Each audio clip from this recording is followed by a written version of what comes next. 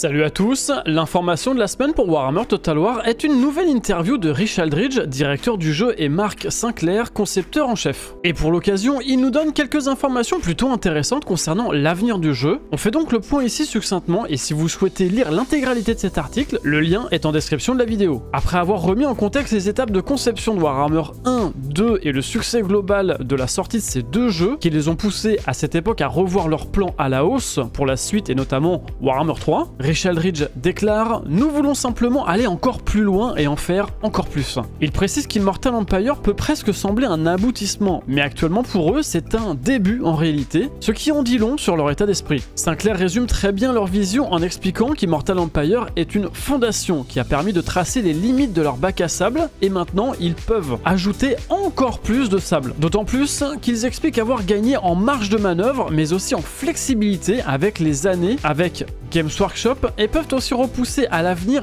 des limites fixées en termes de créativité et de tradition. C'est là que Rich Aldridge annonce que son équipe a des plans de contenu supplémentaires pour le jeu pour les 3-4 prochaines années grâce à l'univers de base très riche du monde de Warhammer, sans compter sur le fait que la licence vient d'être ressuscitée par Games Workshop, ce qui ouvrira encore plus les possibilités pour l'équipe Total War. Il nous parle des factions Nippon, Indé et Courage pour les 3 prochaines années sans pour autant confirmer définitivement leur développement. Et cela pourrait arriver d'une façon que l'on ne se doute pas puisqu'ils ont par exemple changé la formule des DLC qui permettra de jouer 3 factions différentes et des héros supplémentaires gratuits. Mais pourquoi ont-ils changé, vous me direz? Aldridge nous explique 2 raisons. La première est de permettre aux joueurs de jouer potentiellement leur personnage préféré tout en donnant la possibilité d'explorer d'autres races qu'ils ne jouent pas régulièrement. La seconde est plus technique puisque cela leur permet aussi de rattraper en quelque sorte leur retard sur certaines races plus efficacement, en corrigeant des bugs anciens et en retravaillant pour l'occasion certaines mécaniques de jeu, et c'est plutôt très intéressant. Sans oublier le développement des Royaumes du Chaos, la campagne plus narrative du jeu. Ils avouent aussi que le lancement du patch 3.1 ne s'est pas déroulé comme prévu, faisant apparaître d'autres bugs, ce qui a pu conduire à de la frustration compréhensible de la part des joueurs. Mais très clairement, le plus intéressant est qu'il nous parle de Shadow of Change, le futur DLC, et il annonce qu'il y aura quelque chose pour tout le monde, mais aussi beaucoup de contenu et de nouvelles façons de jouer au jeu. Il nous prévient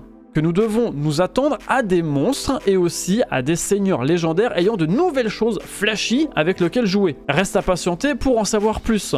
L'article se termine avec des allusions à un personnage et cette question du journaliste: est-ce que dans un futur DLC il y aura un ver de la taille d'un homme capable de contrôler les corps? Aldridge confirme alors qu'à l'avenir il y aura bien ce type de choses. En réalité, il vient donc de confirmer et presque d'officialiser la rumeur qu'il avait déjà lui-même parlé il y a quelques temps. Il s'agit en fait de Tamurkhan, connu sous le nom de Seigneur des Asticots ou Seigneur Vert, champion Kurgan des Seigneurs de Nurgle. Il était en vérité un mutant qui prenait la forme d'un ver géant, Nurgle lui ayant accordé le pouvoir de contrôler le corps d'un autre mortel comme s'il était sa marionnette. Au cours de sa vie, il a donc pris différentes formes et sa plus forte dans le corps de l'ogre tyran Karaka, Break Mountain ou Briseur de montagne. Voici donc que cet article se termine sur cette allusion qui ne laisse plus vraiment place au doute en ce qui concerne ce personnage, et il en reste encore des centaines possibles à l'avenir en réalité. Le prochain DLC arrivant prochainement, d'autres informations arriveront, alors à très bientôt.